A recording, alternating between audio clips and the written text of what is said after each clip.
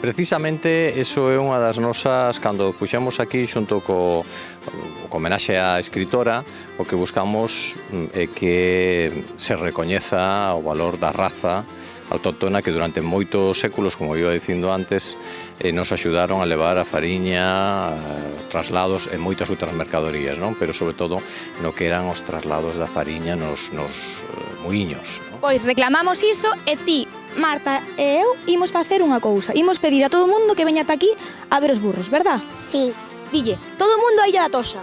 tenemos a Illa da Toxa. Moi ben, pois con esta mensaxe pensamos este directo espectacular e quedamos aquí relaxándonos con estes burros maravillosos. Que maravilla, pois iso sí que relaxa. Poñan un burro na súa vida. Na miña casa se me teñen a mí. É maravilloso.